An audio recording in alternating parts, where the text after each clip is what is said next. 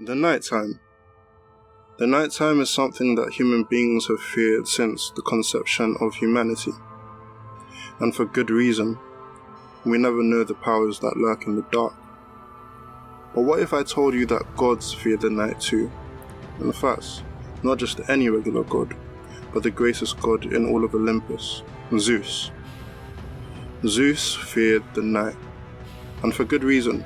Today we will be looking at the goddess Nyx, who was the goddess of the night in ancient Greece, and see who exactly she was and what made her so frightening.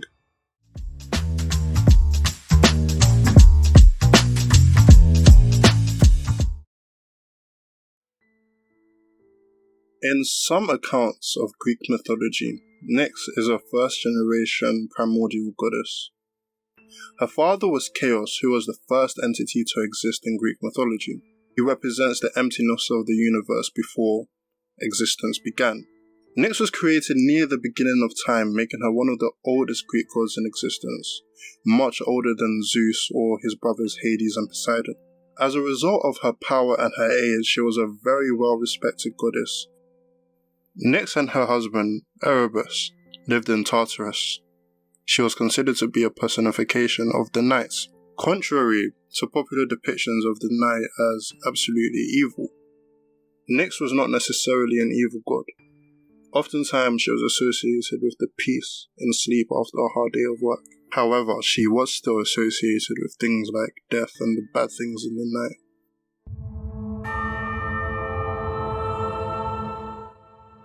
So what was the cause of the conflicts between Nyx and Zeus?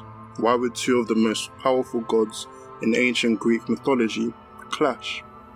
Well, it starts with Hera, the wife of Zeus. She tasked Hypnos, who was Nyx's son, to put Zeus to sleep in order to rain down misfortunes on Hercules on his way back from Troy. Upon finding out about this, Zeus chased Hypnos. Hypnos proceeded to run into his mother's cave. This deterred Zeus from entering, and he gave up his pursuit due to his fear of Nyx.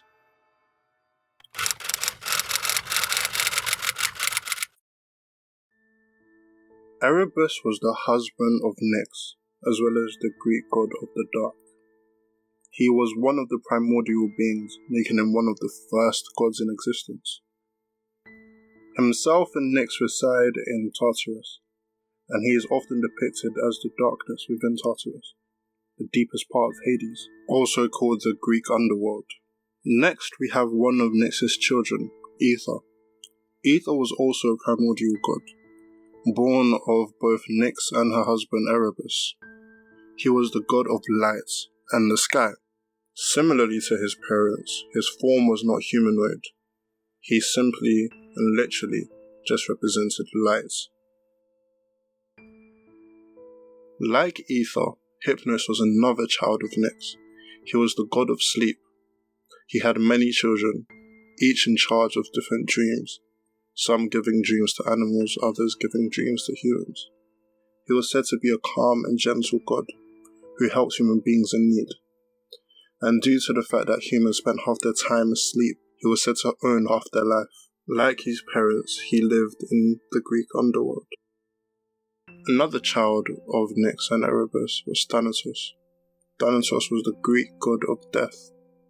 He was said to be a very merciless and cold god, hated by both mortals and gods. Thanatos and Hypnos were twin brothers. They are often depicted in art together and rarely individually. Often he is depicted holding a sword or an upside-down torch. Lastly, we have Nemesis, the goddess of divine retribution and revenge, another child of Nyx and Erebus. She was said to be a very remorseless god. She was shown in literature punishing all those who showed defiance against the gods.